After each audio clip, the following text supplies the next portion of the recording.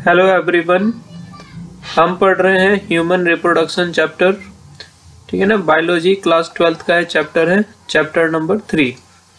और इस चैप्टर में अभी तक हम 3 वीडियो को अपलोड कर चुके हैं। ठीक है। और आज लेकर आए हैं हम लेक्चर नंबर 4, जिसमें हम बात करेंगे मेंस्ट्रुअल साइकिल की और oogenesis की। ठीक है। 2 टॉपिक को आज हम कवर करेंगे, oogenesis और मेंस्ट्रुअल साइकिल। तो चलिए शुरू करते हैं आज का लेक्चर। चलिए देखिए, मेंस्ट्रुअल साइकिल से हम स्टार्ट करते हैं। मेंस्ट्रुअल साइकिल क्या होती है?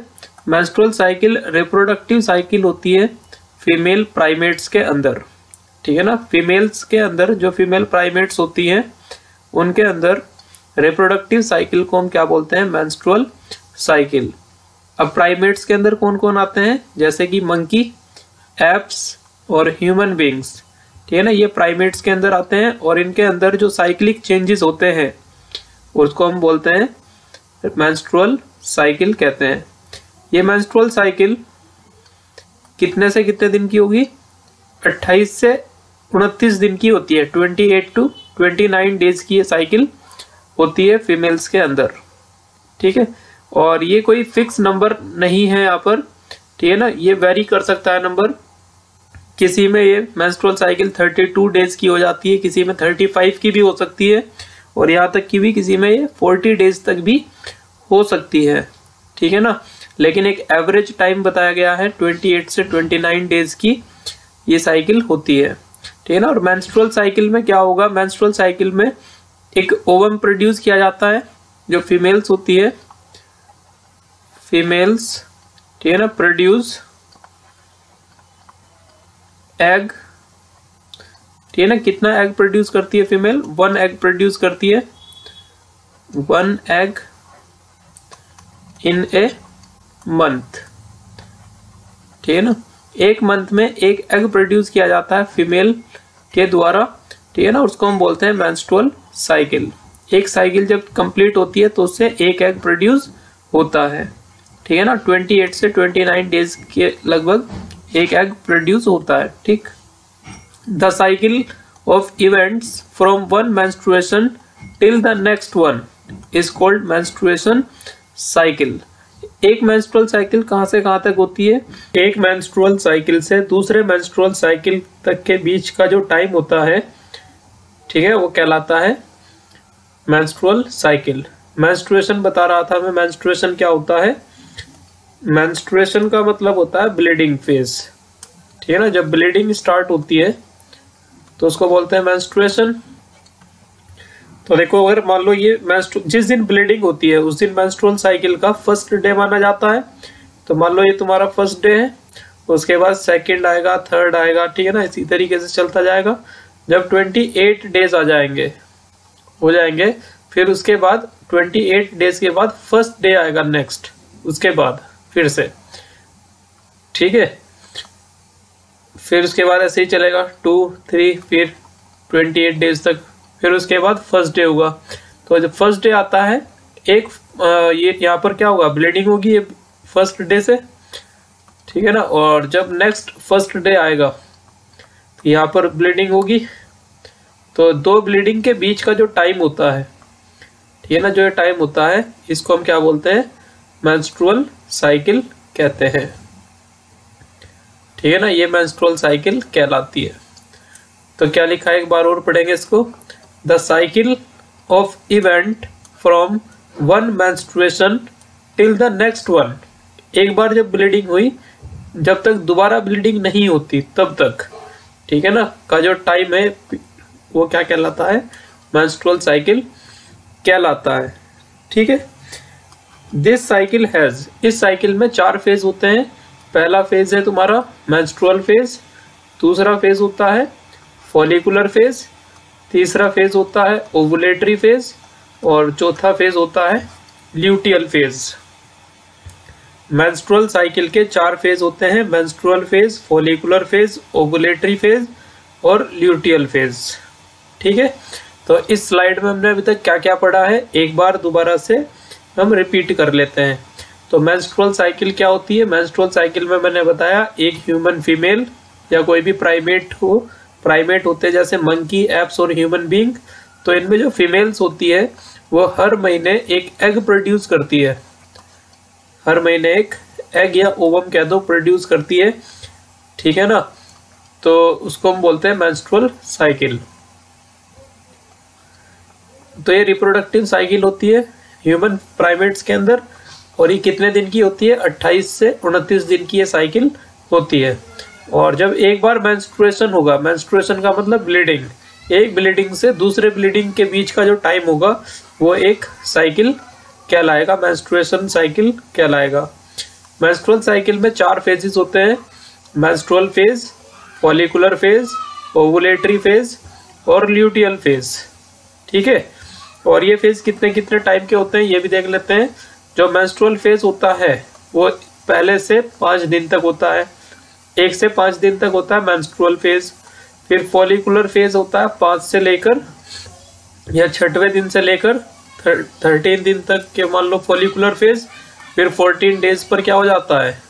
Ovulatory phase. और फिर उसके बाद 15 से लेकर 28 दिन तक का जो फेज होगा उसको हम क्या बोलेंगे? ल्यूटियल फेज कहेंगे। तो टोटल 4 फेज होते हैं। मेंस्ट्रुअल फेज 1 से 5 दिन का होता है, फिर उसके बाद फॉलिकुलर फेज, मेंस्ट्रुअल साइकिल के 14वें दिन पर क्या होता है? ओवुलेशन, एग, ठीक है, ओवरी से बाहर निकलता है। और ल्यूटियल फेज उसके बाद वाला फेज होता है, लास्ट तक जो चलता है, ठीक है।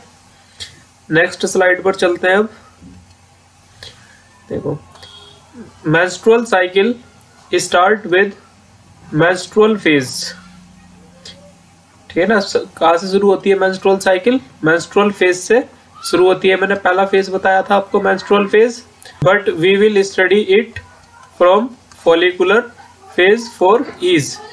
और हम अपनी सुविधा के अनुसार, है ना, ईज का मतलब हम अपनी सुविधा के अनुसार मेंस्ट्रुअल साइकिल को कौन से फेज से पढ़ेंगे? फॉलिकुलर फेज से पढ़ेंगे, स्टार्ट करेंगे, ठीक है ना। जो कि ये फॉलिकुलर फेज दूसरा फेज होता है, तो यहाँ से मैं पढ़ना स्टार्ट करेंगे। सबसे पहले मैं आपको बताऊंगा फॉलिकुलर फेज के बारे में, जो कि दूसरा फेज होता है।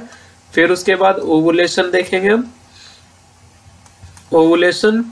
उसके बाद हम देखेंगे ल्यूटियल फेज, ठीक है ना, ल्यूटियल फेज पढ़ाऊंगा मैं आपको। और उसके बाद हम पहला फेज पढ़ेंगे मेंस्ट्रुअल फेज, ठीक है ना। तो ये क्रम रहेगा हमारा पढ़ने का, ठीक है ना, जिससे बेटर तरीके से हम समझ पाए कॉन्सेप्ट को। तो उस तरीके से मैंने आपको एक क्रम लिया है यहाँ पर। पहले मैं फॉलिकुलर फेज आपको बताऊंगा, ठीक है ना, फिर ओवुलेशन, ल्यूटियल फेज, उसके बाद हम मेंस्ट्रुअल फेज को पढ़ेंगे, ठीक है। देखो, oogenesis क्या होता है? oogenesis का मतलब होता है, जेनेसिस का मतलब होता है फॉर्मेशन। जेनेसिस का मतलब क्या होता है? फॉर्मेशन।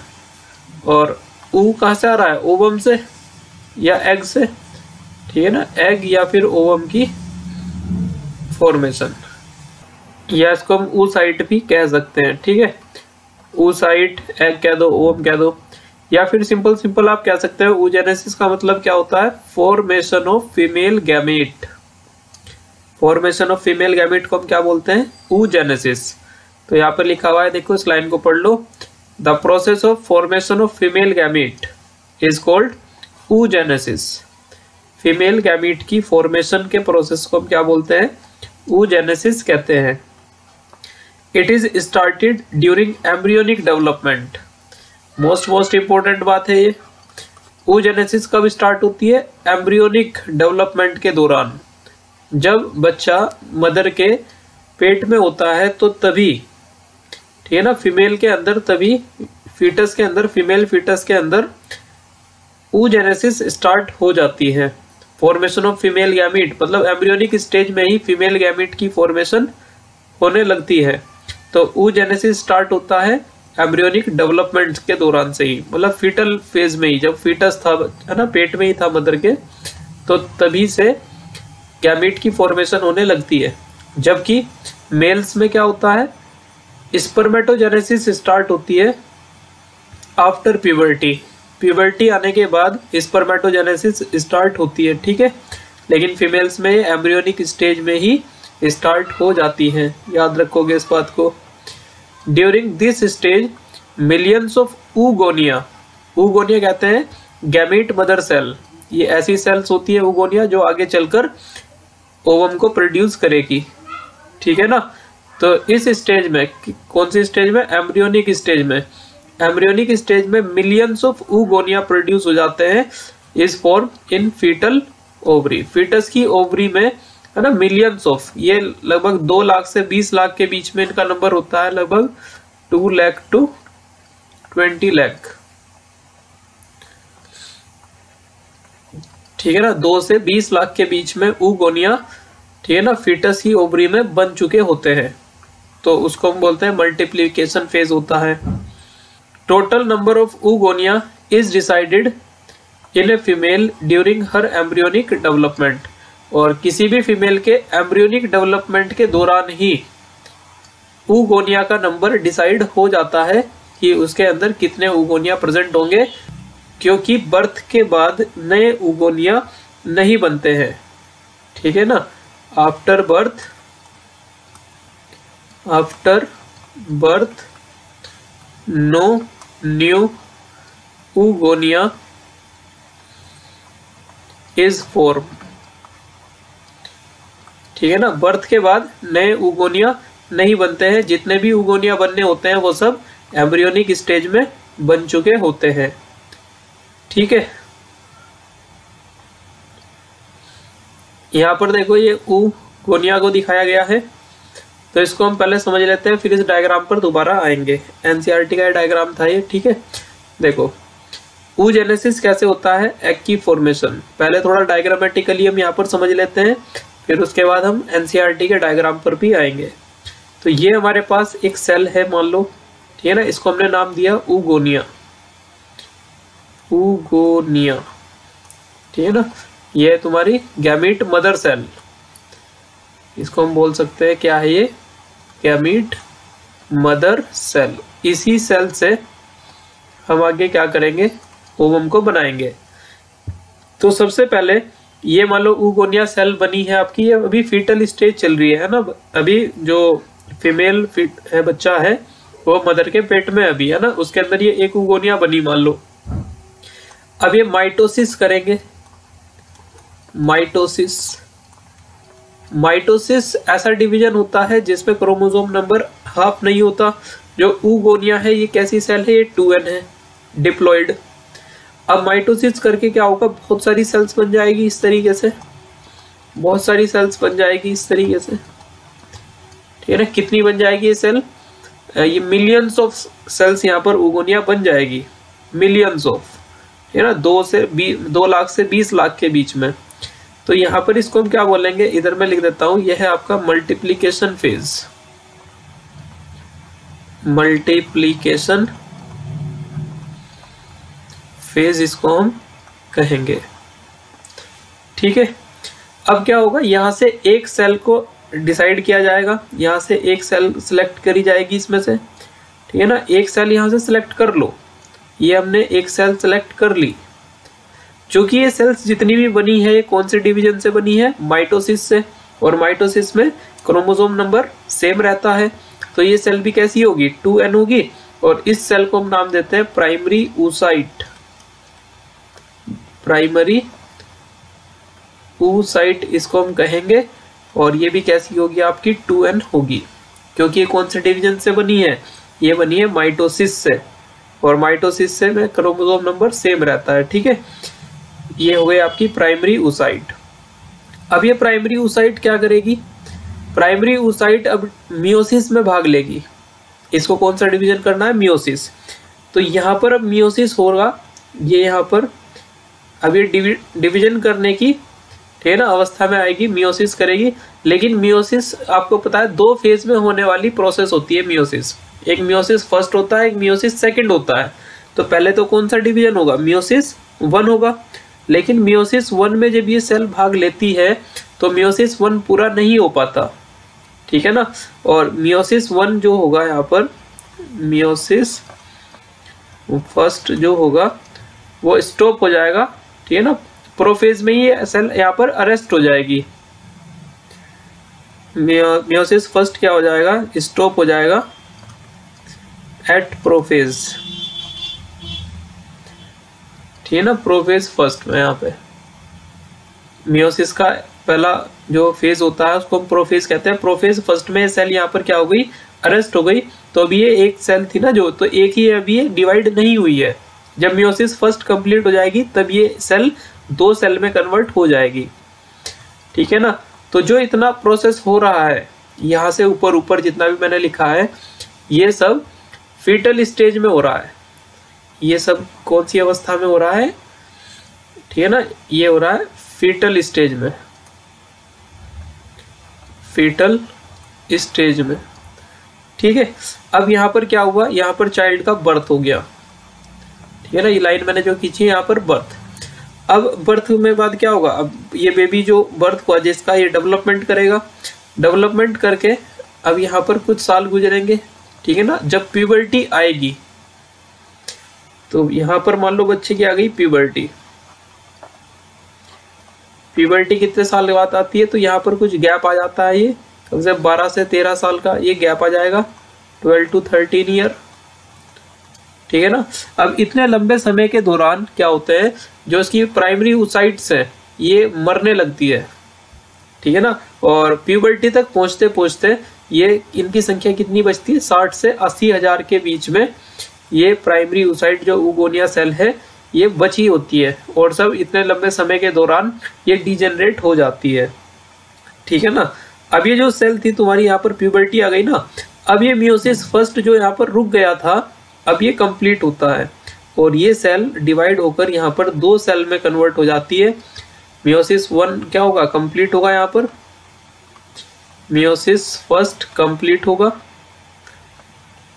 और 2 सेल बनेगी, 2, लेकिन यहाँ पर जो डिवीजन होगा ना, अनइक्वल डिवीजन होगा, बराबर डिवीजन नहीं होगा। एक छोटी सेल बनेगी, ठीक है, और एक बड़ी सेल बनेगी, तो अनइक्वल डिवीजन होता है इस तरीके से। जो छोटी बनती है सेल, इसको हम बोलते हैं polar body, first polar body, first polar body कहते हैं इसको। और जो ये बनी है इसको हम बोलते हैं सेकेंडरी oocyte, सेकेंडरी oocyte इसको हम कहते हैं। और चूंकि ये मियोसिस से बनी है, तो मियोसिस में तो नंबर ऑफ क्रोमोसोम क्या होते हैं, आधे हो जाते हैं। तो प्राइमरी oocyte में कितने क्रोमोसोम थे, 2n। अब सेकेंडरी oocyte बनी है कौन से डिवीजन से, मियोसिस से, तो इसमें क्रोमोसोम कितने हो जाएंगे, n, मतलब ये हो जाएगी हैप्लॉइड। तो यहां से क्वेश्चन पूछा जाता है सेकेंडरी oocyte कैसी होती है, हैप्लॉइड, जबकि प्राइमरी oocyte कैसी होती है, डिप्लॉइड। प्राइमरी oocyte होती है डिप्लॉइड और सेकेंडरी oocyte होती है हैप्लॉइड, ठीक है। अब देखो क्या होता है, यदि फीमेल में फर्टिलाइजेशन ना हो, ठीक है ना, मान लो मेटिंग नहीं हुई है ना, और स्पर्म इसके कांटेक्ट में नहीं आए, तो मेंस्ट्रुअल साइकिल के दौरान क्या होता है, जब ब्लीडिंग फेज आता है तो ये सेकेंडरी oocyte ही बाहर निकल जाती है, आगे मियोसिस सेकेंड में भाग लेगी ही नहीं, ठीक है ना। अगर इसके कांटेक्ट में, सेकेंडरी oocyte के कांटेक्ट में यदि स्पर्म आ जाए, ठीक है ना, इस तरीके से ये स्पर्म है, यदि इसके कांटेक्ट में स्पर्म आ जाए तो तब ये मियोसिस सेकेंड को कंप्लीट करती है। यहाँ पर मियोसिस सेकेंड कंप्लीट करेगी और फिर से अनइक्वल डिवीजन करके एक छोटी और एक बड़ी सेल इस तरीके से बनाएगी। इसको हम बोलते हैं सेकेंड पोलर बॉडी, और इसको हम बोलते हैं एग या ओवम, ठीक है ना। तो एग या ओवम कब बनता है, यदि सेकेंडरी oocyte के संपर्क में कौन आ जाए, स्पर्म आ जाए। यदि स्पर्म नहीं आता तो फिर ये मियोसिस सेकेंड होता ही नहीं है और ये सेकेंडरी oocyte ही मेंस्ट्रुअल फ्लो में बाहर निकल जाती है, ठीक है। तो इस प्रकार का प्रोसेस होता है, इसको हम बोलते हैं oogenesis। तो जो मैंने आपको ये बताया है ये क्या है, ये है oogenesis, formation of female gamete, ठीक है। अब एनसीईआरटी का डायग्राम भी देख लेते हैं हम। देखो इसमें क्या बताया गया है, यही चीज है जो मैंने समझाया अभी आपको। ये यहाँ पर क्या है, ये एक ऊगोनिया है, ठीक है ना, ये ऊगोनिया है, ये ऊगोनिया है, ठीक है ना। और ये कैसी है, 2n। तो इसमें नंबर ऑफ क्रोमोसोम कितने हैं इसमें, 46। 46 का मतलब होता है 2n नंबर ऑफ क्रोमोसोम। फिर इसने क्या किया, माइटोसिस किया। देखो माइटोसिस किया, और माइटोसिस करके एक सेल से कितनी सेल बनी, 2 सेल। फिर 2 सेल से इस ये भी 1 से 2 और ये 1 से 2, ये 4 सेल बन गई। तो इसी तरीके से इन्होंने बहुत सारा माइटोसिस किया और अपनी संख्या को बढ़ाया। ये सारा काम कहाँ पर चल रहा है, फीटल लाइफ में। अभी तक बच्चे का मतलब जन्म नहीं हुआ है। अब यहाँ से एक सेल को हम सिलेक्ट कर लेंगे, इसी में से एक ऊगोनिया को, और उसको हम क्या नाम देंगे, प्राइमरी oocyte, ठीक है ना। इसको हमने नाम दिया प्राइमरी oocyte। अब ये प्राइमरी oocyte चूंकि कौन से डिवीजन से बनी है, तो ये बनी है माइटोसिस से, और माइटोसिस में नंबर ऑफ क्रोमोसोम हाफ नहीं होते हैं। जो ऊगोनिया थी वो डिप्लॉइड 2n थी, तो इसका मतलब जो प्राइमरी oocyte है वो भी क्या है, 2n ही होगी। अब क्या होगा, इस जो ये प्राइमरी oocyte है, इसने फर्स्ट मियोटिक डिवीजन करा, फर्स्ट मियोटिक डिवीजन, लेकिन वो डिवीजन कंप्लीट नहीं हो पाया, ठीक है ना। प्रोफेज 1 में यहाँ पर ये अरेस्ट हो गया, अरेस्ट इन प्रोफेज फर्स्ट, ठीक है ना। प्रोफेज फर्स्ट में यहाँ पर सेल अरेस्ट हो गई, मियोसिस 1 कंप्लीट नहीं हो पाया। अब क्या हुआ, बच्चे का बर्थ हो गया यहाँ पर, फिर उसका चाइल्डहुड आया, बचपन, फिर उसके बाद प्यूबर्टी आ गई। तो यहाँ से यहाँ तक का जो टाइम बताया था मैंने आपको, 12 to 13 ईयर, ठीक है ना, इतने ईयर का टाइम निकल गया। इस दौरान बहुत सारी जो प्राइमरी oocytes होती है वो डिजेनरेट भी हो जाती है, और प्यूबर्टी तक आते आते वो कितनी बचती है, 60,000 से लेकर 80,000 के बीच में बचती है। अब यहाँ पर क्या होगा, जो मियोसिस 1 है ना, मियोसिस 1 कंप्लीट होगा और 2 सेल बनेगी इस तरीके से, ये अनइक्वल डिवीजन होगा। एक बनेगी हमारी छोटी फर्स्ट पोलर बॉडी, और एक बनेगी बड़ी सेल, ठीक है ना, जिसको हम बोलते हैं सेकेंडरी oocyte। और जो सेकेंडरी oocyte है वो कैसी होती है हमारे पास, n, क्योंकि ये कौन से डिवीजन से बनी है, मियोसिस से बनी है ना, मियोटिक डिवीजन इसके अंदर हुआ है। तो ऊपर वाली चीज तो क्या थी, फीटल के अंदर थी, है ना, और अब ये एडल्ट के अंदर चल रही है, क्योंकि प्यूबर्टी के बाद। अब मैंने बताया सेकेंडरी oocyte है, ये ओवम में कन्वर्ट कब होगी, जब स्पर्म इसके कांटेक्ट में आएगा। यहाँ पर स्पर्म सेकेंडरी oocyte के कांटेक्ट में आएगा ना, तो ये मियोसिस 2 कंप्लीट करेगी यहाँ पर। तो यहाँ पर कंप्लीट हो रहा है मियोसिस सेकंड। जब मियोसिस सेकंड होगा तो फिर ये डिवीजन होगा, एक बनेगी सेकंड पोलर बॉडी और दूसरी बनेगी एक सेल, जिसको हम क्या बोलते हैं, ओवम, या इसी को हम क्या बोलते हैं, एग भी कहते हैं, ठीक है ना। और चूंकि स्पर्म इसके कांटेक्ट में आ चुका है तो ये कन्वर्ट हो जाती है जाइगोट में, ठीक है ना। जाइगोट एम्ब्रियो बना लेता है, और एम्ब्रियो से फिर, ठीक है ना, उसका डेवलपमेंट होगा और उससे बेबी बन जाता है। तो इस तरीके का प्रोसेस चलता है। लेकिन अगर यहाँ पर स्पर्म सेकेंडरी oocyte के कांटेक्ट में ना आए तो मेंस्ट्रुअल साइकिल में सेकेंडरी oocyte ही बाहर निकल जाती है, फिर ओवम या एग नहीं बनता, ठीक है। तो ये है हमारे पास oogenesis, oogenesis। चलिए आगे, ठीक है, यहाँ पर भी मैंने समझाया आपको, आप अपनी कॉपी में इनको नोट कर लीजिए, नोट्स को, ठीक है ना। चलिए नेक्स्ट स्लाइड पर चलते हैं। ये भी एक डायग्राम लेकर आया हूं मैं यहाँ पर, वैसे मैंने पिछले लेक्चर में समझाया था आपको। यह स्पर्मेटोजेनेसिस,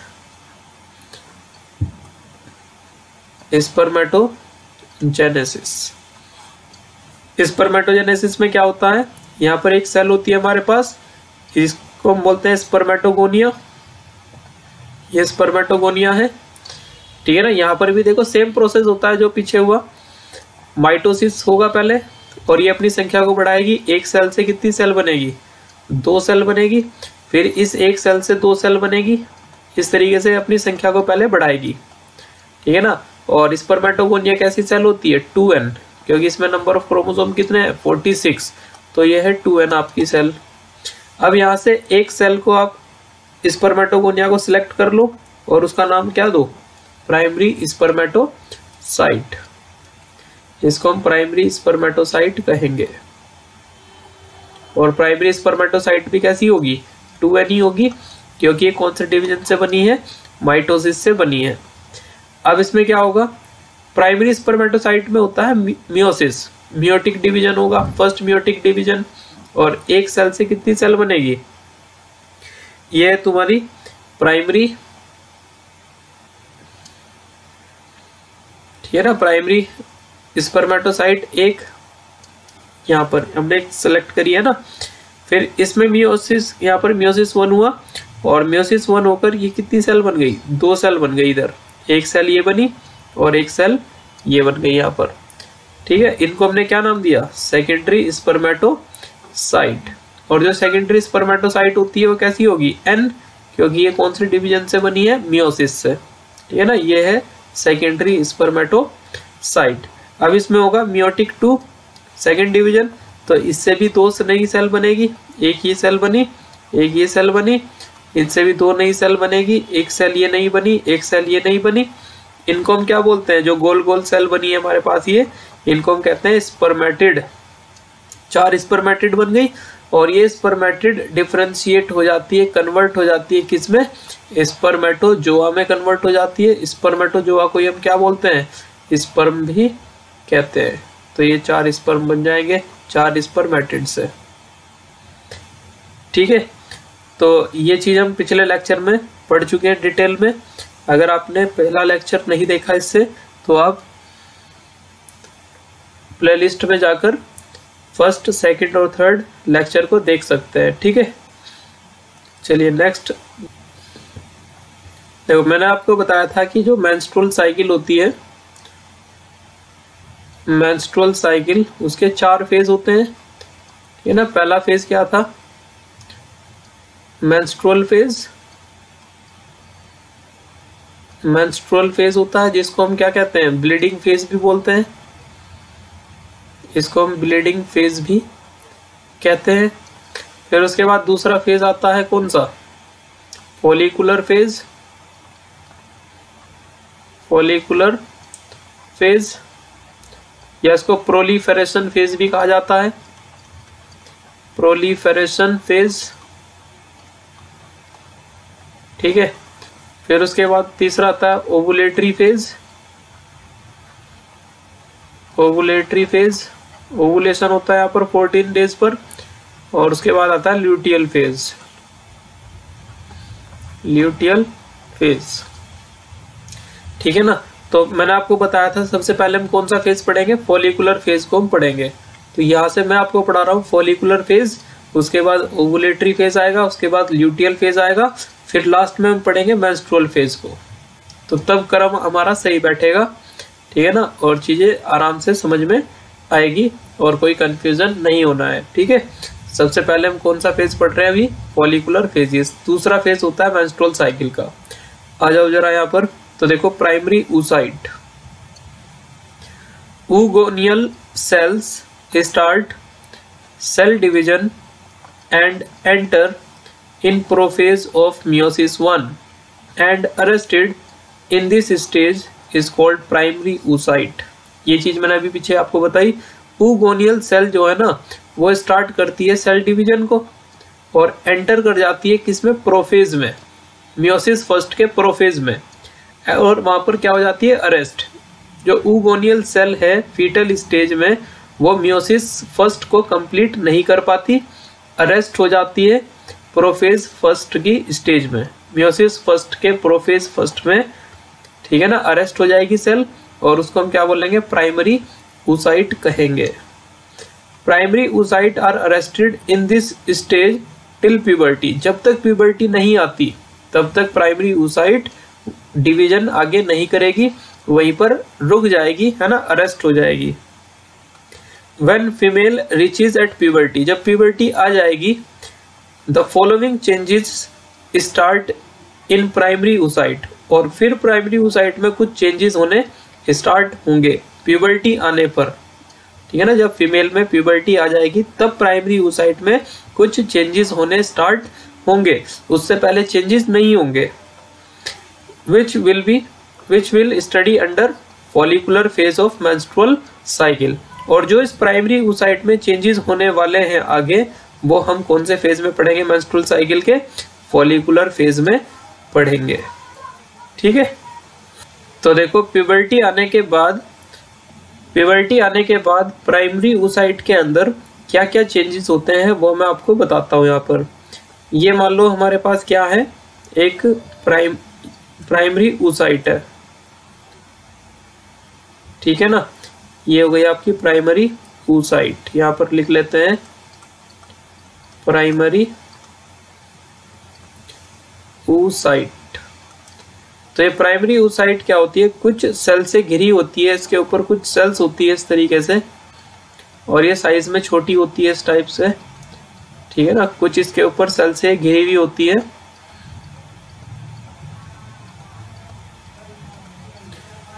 ठीक है जी। ये यहाँ पर ये है प्राइमरी oocyte बीच में, ये तो इसको हम बोलते हैं, क्या बोलते हैं इसको? हम प्राइमरी फॉलिकल कहते हैं इसको। इस स्ट्रक्चर को हम क्या बोलते हैं? Primary follicle. इसको हम प्राइमरी फॉलिकल कहते हैं। ये जो सेल्स आपको दिखाई दे रही है चारों तरफ, इनको हम फॉलिकुलर सेल बोलते हैं, फॉलिकुलर सेल्स, या फिर इनको हम ग्रैन्युलोसा सेल भी कहते हैं, ग्रैन्युलोसा सेल। ग्रैन्युलोसा सेल कह दो या फॉलिकुलर सेल कह दो। और इसके बीच में क्या चीज है? प्राइमरी oocyte है, ठीक है। अब यहाँ पर क्या होगा, एक हार्मोन सिक्रीट होगा FSH। प्यूबर्टी के बाद एक हार्मोन निकलना शुरू होता है जिसको हम बोलते हैं FSH, फॉलिकुलर स्टिमुलेटिंग हार्मोन। कौन सा हार्मोन सिक्रीट होता है? FSH, जिसकी फुल फॉर्म है फॉलिकुलर स्टिमुलेटिंग हार्मोन। और इससे क्या होगा, ये ग्रोथ होगी प्राइमरी फॉलिकल की, और ये प्राइमरी फॉलिकल किस में कन्वर्ट होगा? सेकेंडरी फॉलिकल में। तो यहाँ पर सेकेंडरी फॉलिकल बनेगा, देखो यहाँ पर सेकेंडरी फॉलिकल बनेगा। ये है तुम्हारा प्राइमरी oocyte,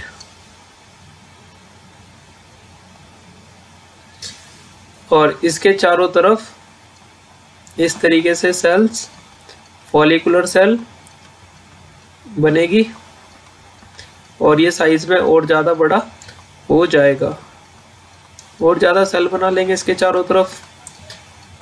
और यहाँ पर एक नई चीज भी आती है, जब ये प्राइमरी फॉलिकल सेकेंडरी फॉलिकल में कन्वर्ट होता है तो एक यहाँ पर लेयर की फॉर्मेशन होती है चारों तरफ, एक लेयर की फॉर्मेशन होती है जिसको हम क्या बोलते हैं? थीका लेयर कहते हैं। क्या बोलते हैं इस लेयर को? थीका लेयर, ठीक है ना। और जो बीच में है ये बीच में है, ये बीच में भी क्या है, यहाँ पर प्राइमरी oocyte होती है, प्राइमरी oocyte,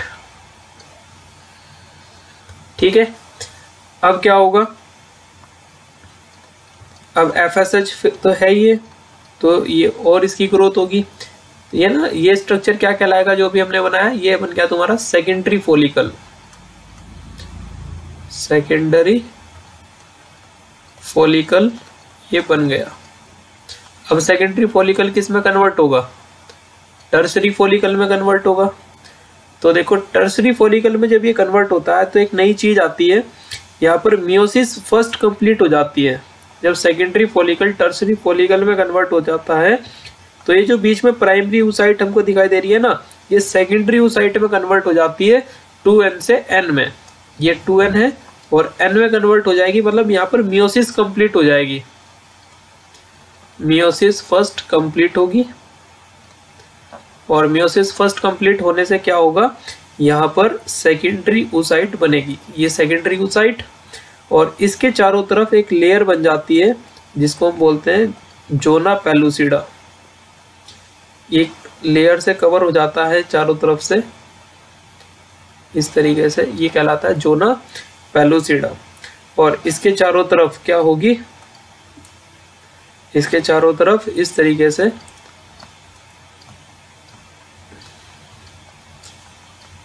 एक सेल्स की एक लेयर और बन जाएगी, ठीक है ना। और यहाँ पर एक कैविटी भी बन जाएगी इसमें, इस तरीके से एक कैविटी बनने लगेगी, ठीक है ना, जिसको हम बोलते हैं एंट्रम। और यहाँ पर ये सेल से घिर जाएगा और ज्यादा, और साइज में बड़ा हो जाएगा इस तरीके से, ठीक है ना, साइज में और ज्यादा बड़ा ये हो जाएगा इस तरीके से।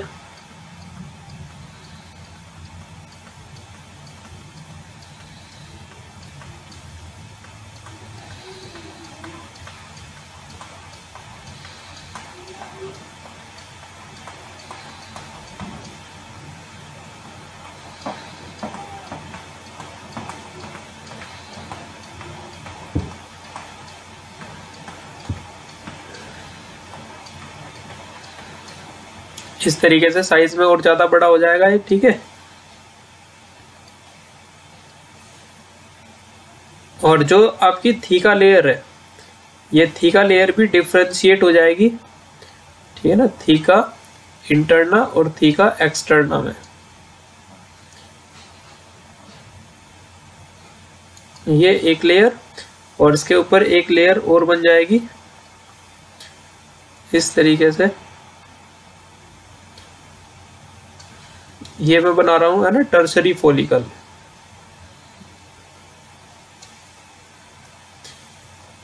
इस तरीके से एक लेयर इस तरीके से ऊपर इसके बन जाएगी, ठीक है। चलो इनको लेवल कर लेते हैं।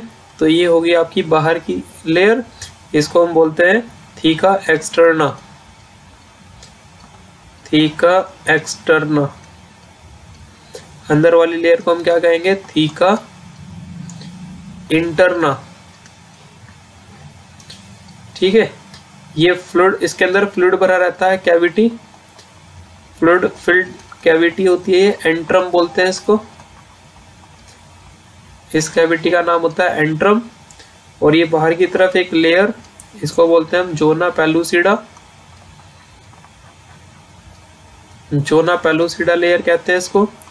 और इम्पोर्टेंट बात ये है, ये ए सेलुलर लेयर होती है, नॉन सेलुलर होती है ये, ठीक है। ग्लाइकोप्रोटीन की ये बनी होती है, ग्लाइकोप्रोटीनेशियस। ये अंदर वाली सेल का क्या नाम होता है, इस अंदर वाली सेल का नाम है होगा सेकेंडरी oocyte, सेकेंडरी oocyte कहेंगे इसको हम, ठीक है। तो याद रखना, जो सेकेंडरी फॉलिकल के अंदर है वो कौन है, प्राइमरी oocyte। और ये कौन सा फॉलिकल है, टर्सरी फॉलिकल। टर्सरी फॉलिकल के अंदर कौन सी oocyte प्रेजेंट होती है, secondary oocyte। Primary oocyte secondary oocyte में कन्वर्ट हो जाती है, क्योंकि यहाँ पर मियोसिस फर्स्ट जो है वो कंप्लीट हो जाती है। तो ये टर्सरी फॉलिकल बन गया हमारा, ठीक है। अब टर्सरी फॉलिकल किस में कन्वर्ट होगा, ग्राफियन फॉलिकल में। इसका साइज और भी ज्यादा होगा। तो ये देखो मैं यहाँ पे बना देता हूँ, कलर को चेंज कर लेते हैं। तो ये है हमारे पास, ये रहा हमारे पास सेकेंडरी oocyte। इस सेकेंडरी oocyte के ऊपर जोना पेलुसिडा, ये इसके ऊपर हो गई जोना पेलुसिडा, ठीक है ना। इसके ऊपर एक और लेयर की फॉर्मेशन हो जाती है इस तरीके से, जिसको हम बोलते हैं कोरोना रेडिएटा, ठीक है ना, कोरोना रेडिएटा कहते हैं इसको इस तरीके से, ठीक। फिर यहाँ पर क्या होता है, जर्म हिल कुछ सेल्स होती है इस तरीके से। ये तुम्हारा थीका इंटरना और थीका एक्सटर्ना बना लेते हैं यहाँ पर, ये थीका इंटरना और इसके ऊपर ये मैं बना रहा हूं थीका एक्सटर्ना,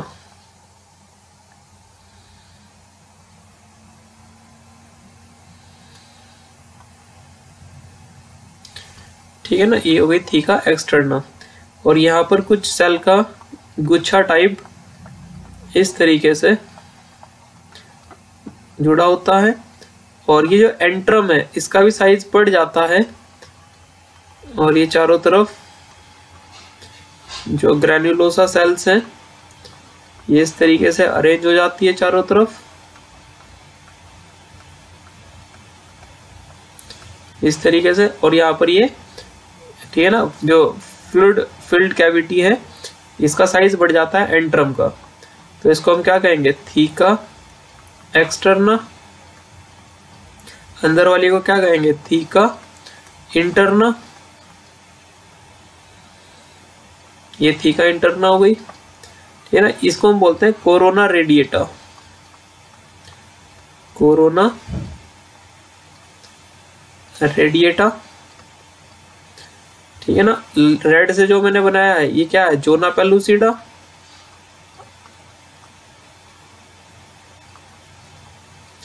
ये जोना पेलुसिडा, उसके अंदर क्या है, सेकेंडरी oocyte, सेकेंडरी oocyte, ठीक है। और इसको हम बोलते हैं जर्म हिल, जो ये सेल्स हैं, ठीक है ना, जो कनेक्ट करने का काम कर रही है पेरिफेरल सेल्स को, इनको हम बोलते हैं जर्म हिल। तो ये बन गया आपका ग्राफियन फॉलिकल।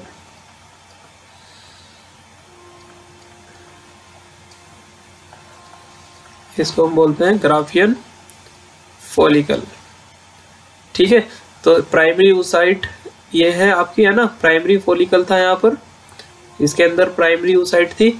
फिर इससे बना सेकेंडरी फॉलिकल, इसके अंदर भी प्राइमरी oocyte है, ठीक है। फिर उससे बना आपका टर्सरी फॉलिकल, टर्सरी फॉलिकल के अंदर कौन सी oocyte प्रेजेंट है, सेकेंडरी oocyte। फिर टर्सरी फॉलिकल किस में कन्वर्ट हो गया, ग्राफियन फॉलिकल में कन्वर्ट हो गया, इसके अंदर भी है सेकेंडरी oocyte। अब एक ग्राफियन फॉलिकल रप्चर होगा, और जब ये रप्चर होगा तो ये सेकेंडरी oocyte बाहर निकलकर फेलोपियन ट्यूब में चली जाएगी, ठीक है ना। फिर वहां पर स्पर्म से कांटेक्ट होगा फेलोपियन ट्यूब के एम्पुला पार्ट में, और फिर ये मियोसिस सेकंड कंप्लीट करेगी जब स्पर्म कांटेक्ट में आ जाएगा, और ये ओवम में कन्वर्ट हो जाएगी। फिर ओवम जाइगोट में, एम्ब्रियो में, इस तरीके से कन्वर्ट हो जाएगा, ठीक है।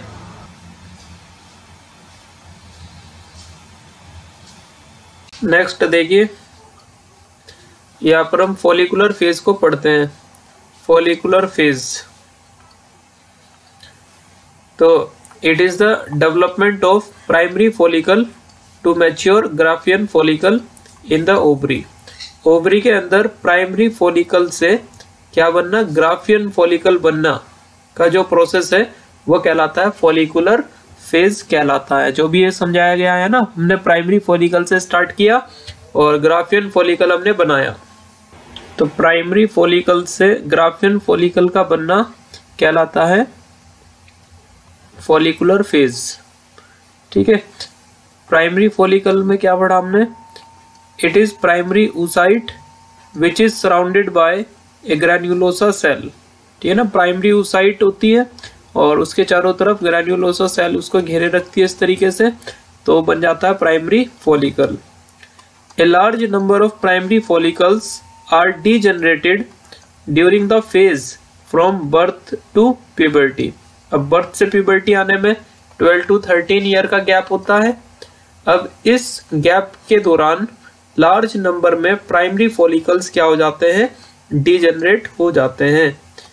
Only 60,000 to 80,000 primary follicles are present at the time of puberty in female in each ovary, ठीक है ना। 2 ओवरी होती है, तो एक ओवरी में 60,000 से 80,000 तक प्राइमरी फॉलिकल्स बचते हैं प्यूबर्टी के टाइम पर, ठीक है। उसके बाद प्राइमरी फॉलिकल किस में कन्वर्ट हो जाता है, सेकेंडरी फॉलिकल में। तो when primary follicle gets surrounded by one more layer of granulosa cell and a new theca, ठीक है ना। क्योंकि प्राइमरी फॉलिकल छोटे साइज का होता है तो सेकेंडरी फॉलिकल का साइज बढ़ता है, क्योंकि उस पर और ज्यादा ग्रैन्युलोसा सेल की लेयर्स ऐड हो जाती है और एक नई लेयर बनती है जिसको हम थीका लेयर बोलते हैं, ठीक है। फिर उसके बाद सेकेंडरी फॉलिकल कन्वर्ट हो जाता है टर्सरी फॉलिकल में। तो टर्सरी फॉलिकल में हमको एक फ्लूइड फिल्ड कैविटी देखने को मिलती है जिसको हम एंट्रम कहते हैं, ये डेवलप हो जाती है in secondary follicle and theca is organise into outer externa and internal theca interna. ठीक है ना।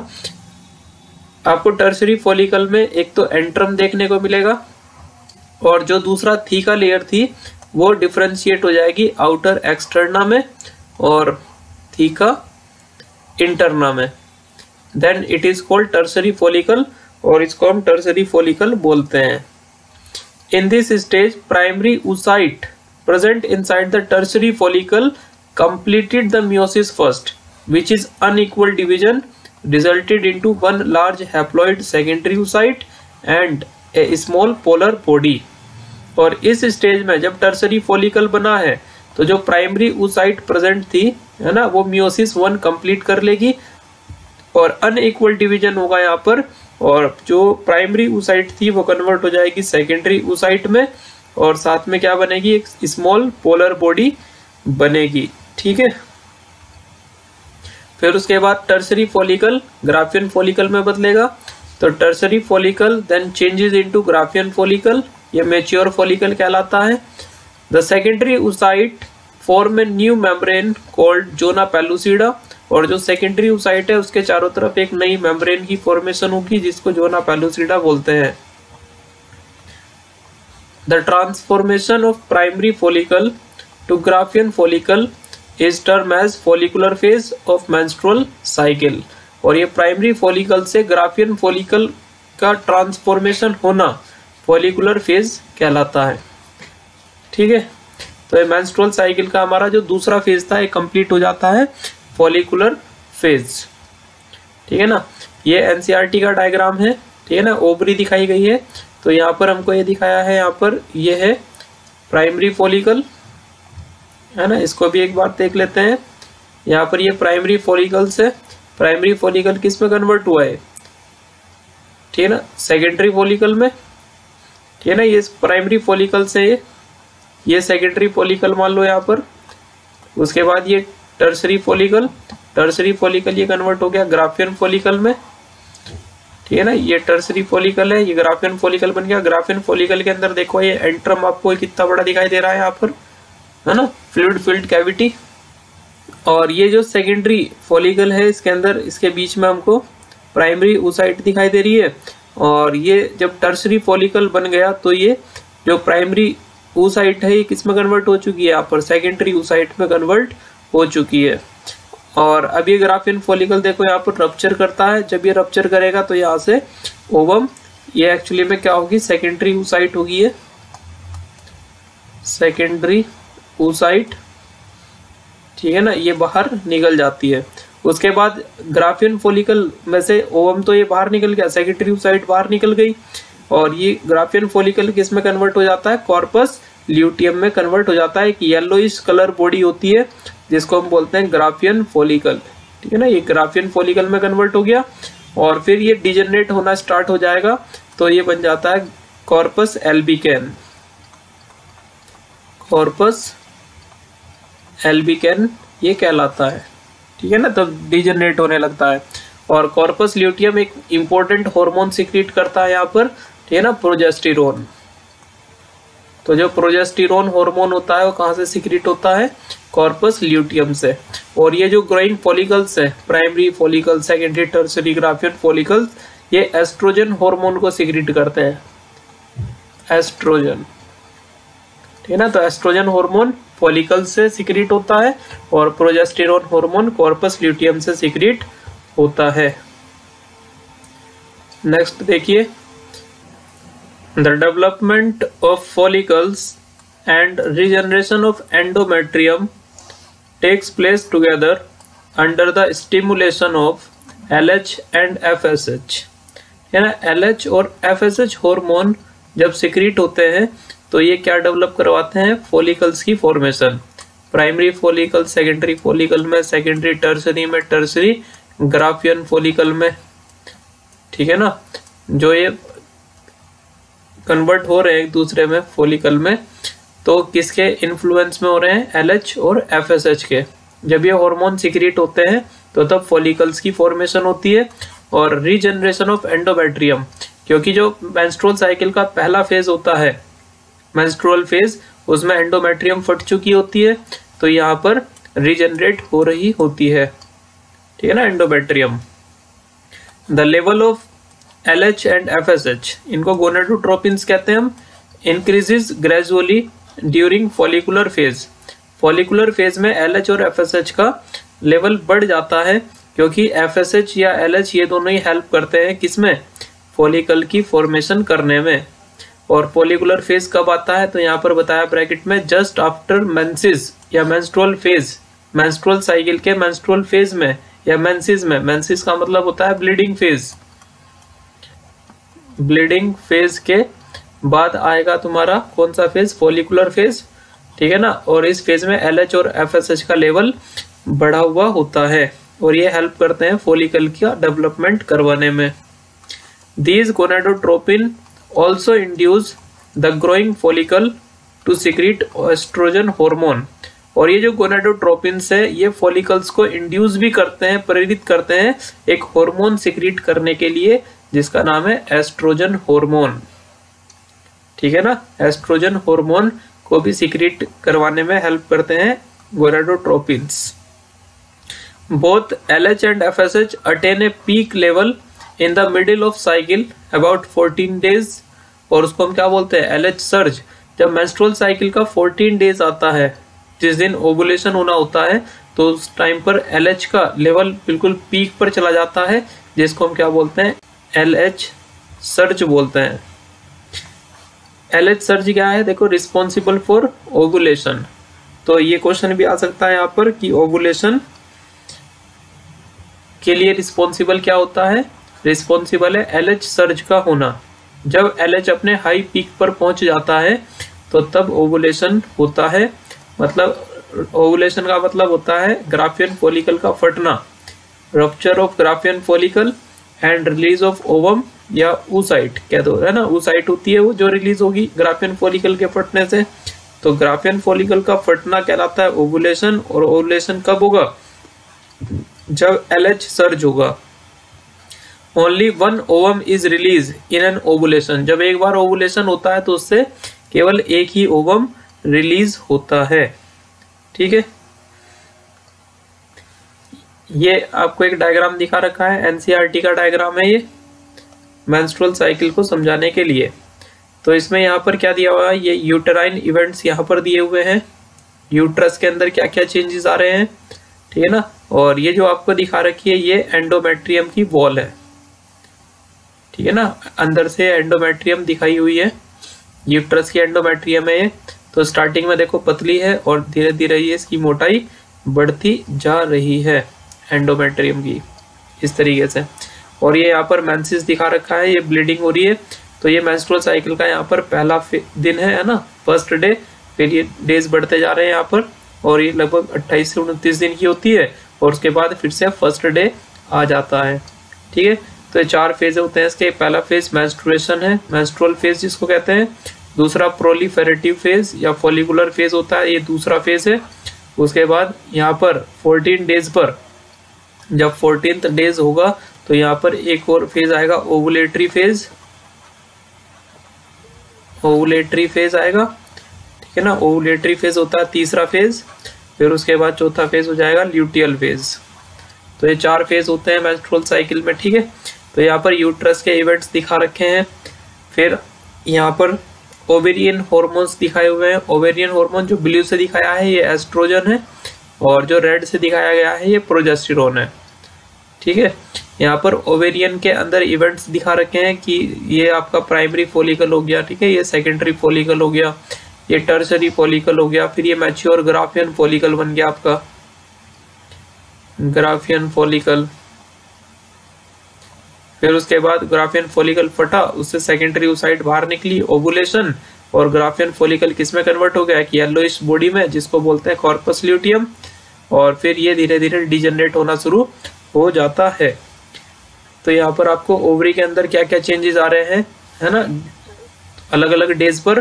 तो वो चीज दिखाई गई है यहाँ पर आपको पिट्यूटरी के हार्मोन दिखा रखे हैं, तो रेड से रिप्रेजेंट कर रहे हैं एफएसएच को और ब्लू से रिप्रेजेंट कर रहे हैं एलएच को। ठीक है, तो जब एफएसएच का लेवल हाई रहता है ना, यहाँ पर फॉलिकल स्टिमुलेटिंग हार्मोन है, एफएसएच का लेवल जब बढ़ता है तो फॉलिकल की फॉर्मेशन होती है और ये फॉलिकल का डेवलपमेंट होता है प्राइमरी फॉलिकल, सेकेंडरी फॉलिकल में, सेकेंडरी टर्सरी फॉलिकल में और ग्राफियन फॉलिकल में ये बदलते हैं, है ना, कन्वर्ट होते हैं, इनका डेवलपमेंट होता है एफएसएच के इन्फ्लुएंस में। और जब ये फॉलिकल्स का डेवलपमेंट होगा, ग्राफियन फॉलिकल बनेगा, तो ये कौन सा हार्मोन सीक्रेट करते हैं? Oestrogen hormone. तो देखो एस्ट्रोजन का हार्मोन पहले कम था और फिर धीरे धीरे इसका लेवल बढ़ने लगा क्योंकि फॉलिकल की फॉर्मेशन हो रही है। ठीक है, एस्ट्रोजन हार्मोन का लेवल लगातार बढ़ता जा रहा है और जो एस्ट्रोजन हार्मोन होता है ये पॉजिटिव फीडबैक देता है एलएच को। एस्ट्रोजन पॉजिटिव फीडबैक देगा किसको? एलएच को। ठीक है ना, जब एस्ट्रोजन सिक्रीट होगा तो एलएच को और ज्यादा सिक्रीट के लिए इंड्यूस करेगा। तो यहाँ पर देखो एस्ट्रोजन के बढ़ने से क्या हुआ, एलएच का लेवल हाई पीक पर पहुंच गया। इस तरीके से जब 14 डेज पर एलएच का लेवल हाई पीक पर पहुंच जाता है तो इसको हम क्या बोलते हैं? एलएच सर्ज कहते हैं। तो यहाँ पर एलएच सर्ज हो चुका है। ठीक है, जब एलएच सर्ज होता है तो तब ग्राफियन फॉलिकल रप्चर हो जाता है और ओवुलेशन होगा। यहाँ पर इसको हम बोलते हैं ओवुलेशन। जब ग्राफियन फॉलिकल फटेगा तो सेकेंडरी ओसाइटिस से बाहर निकल जाएगी, उसको हम कहेंगे ओवुलेशन। और ये ग्राफियन फॉलिकल किस में कन्वर्ट हो गया? कॉर्पस ल्यूटियम में। और ये कॉर्पस ल्यूटियम क्या सिक्रीट करता है? Progesterone hormone. तो जैसे ही कॉर्पस ल्यूटियम बना तो यहाँ पर देखो प्रोजेस्टेरोन का लेवल बढ़ने लगा, इस तरीके से बढ़ने लगा। तो जब तक, अब इसको कॉर्पस ल्यूटियम को मेंटेन करने का काम कौन करता है? एलएच। तो जब तक एलएच यहाँ पर रहेगा, एलएच रहेगा तो कॉर्पस ल्यूटियम भी बना रहेगा। ठीक है ना, और कॉर्पस ल्यूटियम बना रहेगा तो प्रोजेस्टेरोन का लेवल हाई रहेगा। और प्रोजेस्टेरोन का काम क्या होता है? एंडोमेट्रियम को मेंटेन करके रखना।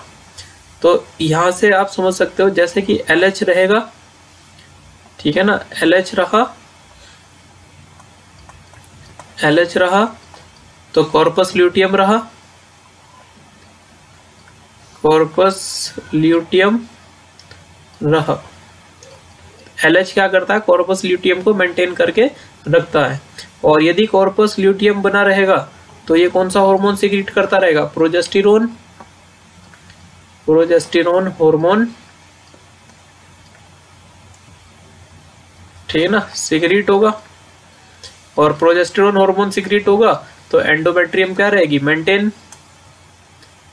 एंडोमेट्रियम मेंटेन रहेगी। ठीक है ना, अगर हम इसको ऐसे पढ़ेंगे कि एलएच का लेवल गिरा, देखो यहाँ पर एलएच का लेवल अब गिर रहा है, इधर आकर एलएच का लेवल गिरा तो कॉर्पस ल्यूटियम क्या हो गया? रिग्रेस हो गया, डिजेनरेट हो जाएगा कॉर्पस ल्यूटियम। और कॉर्पस ल्यूटियम अगर डिजेनरेट हो गया तो प्रोजेस्टेरोन हार्मोन को सिक्रीट नहीं करेगा, और प्रोजेस्टेरोन हार्मोन सिक्रीट नहीं होगा तो एंडोमेट्रियम मेंटेन नहीं रह पाएगी और एंडोमेट्रियम गिर जाएगी और यहाँ पर फिर ब्लीडिंग स्टार्ट हो जाएगी और फिर नई मेंस्ट्रुअल साइकिल स्टार्ट हो जाएगी फिर से। ठीक है, तो ये इस डायग्राम में दिखाया गया है। नेक्स्ट देखते हैं अब हम, देखो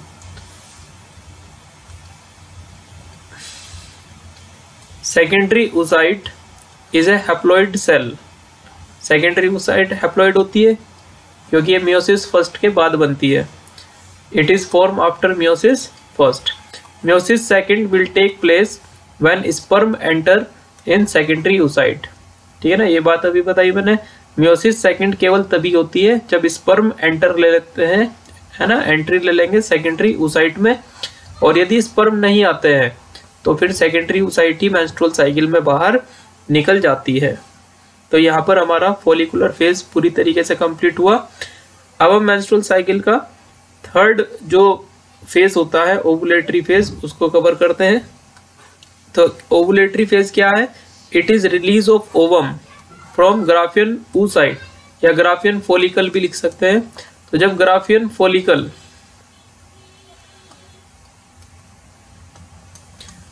जब ग्राफियन फॉलिकल रप्चर होगा, ठीक है ना, तो क्या रिलीज हो जाएगा, ओवम रिलीज होगा या सेकेंडरी oocyte रिलीज होगी। Ovum release inside the ampulla of oviduct, और ओवम कहाँ पर पहुंच जाएगा, एम्पुला पार्ट में, फैलोपियन ट्यूब के एम्पुला पार्ट में पहुंचेगा। द ओवुलेशन या ovulatory phase is followed by the luteal phase, और ओवुलेटरी फेज किस में खुल जाएगा, ल्यूटियल फेज में, जो कि मेंस्ट्रुअल साइकिल का चौथा फेज होता है। तो चलिए देखते हैं इसको, ल्यूटियल फेज क्या होता है। After ovulation remaining part of the Graafian follicle transform as the corpus luteum. तो ल्यूटियल फेज, ये ल्यूटियल वर्ड कहाँ से आया है, कॉर्पस ल्यूटियम से आया है, ठीक है ना, क्योंकि जब ओवुलेशन हो जाता है तो ग्राफियन फॉलिकल रप्चर हो जाएगा और किस में कन्वर्ट हो जाएगा, कॉर्पस ल्यूटियम में, इसीलिए इसको हम ल्यूटियल फेज कहते हैं। The corpus luteum secrete large amount of progesterone which is essential for maintaining of endometrium. तो कॉर्पस ल्यूटियम से कौन सा हार्मोन सिक्रीट होता है, प्रोजेस्टेरोन हार्मोन सिक्रीट होता है, और ये प्रोजेस्टेरोन हार्मोन जरूरी है किसको मेंटेन करने के लिए, एंडोमेट्रियम को मेंटेन करने के लिए। जब तक कॉर्पस ल्यूटियम बना रहेगा तब तक प्रोजेस्टेरोन हार्मोन सिक्रीट होगा और तब तक एंडोमेट्रियम नहीं फटेगी, वो मेंटेन रहेगी।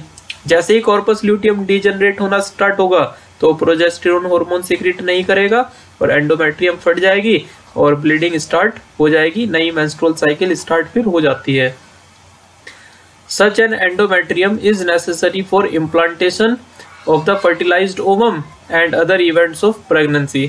और एंडोमेट्रियम जरूरी है, ठीक है ना, मेंटेन होना, ठीक है ना, मोटी होनी चाहिए एंडोमेट्रियम, तभी वहां पर क्या हो पाएगा, यदि ओवम फर्टिलाइज्ड हो जाता है तो इम्प्लांटेशन हो जाएगा, और ठीक है ना, तो एंडोमेट्रियम एक तरीके से वेट करती है फर्टिलाइज्ड ओवम का, कि फर्टिलाइज्ड ओवम आए और वो वहां पर इम्प्लांट हो सके और प्रेगनेंसी के आगे के इवेंट्स स्टार्ट हो सके।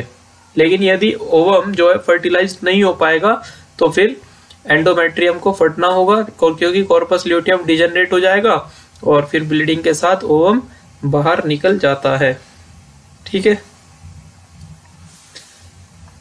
During pregnancy all events of the menstrual cycle stop and there is no menstruation. Menstruation का मतलब होता है ब्लीडिंग, ठीक है ना। यदि प्रेगनेंसी हो जाती है तो मेंस्ट्रुअल साइकिल रुक जाती है और फिर कोई इवेंट मेंस्ट्रुअल साइकिल का नहीं होता है। In the absence of fertilisation, और यदि फर्टिलाइजेशन ना हो द कॉर्पस ल्यूटियम डीजनरेट, ठीक है ना, अगर फर्टिलाइजेशन नहीं हुआ तो कॉर्पस ल्यूटियम डीजनरेट हो जाएगा, कॉर्पस ल्यूटियम डीजनरेट होगा तो प्रोजेस्टेरोन हार्मोन सिक्रीट नहीं होगा, और प्रोजेस्टेरोन सिक्रीट नहीं होगा तो एंडोमेट्रियम फट जाएगी।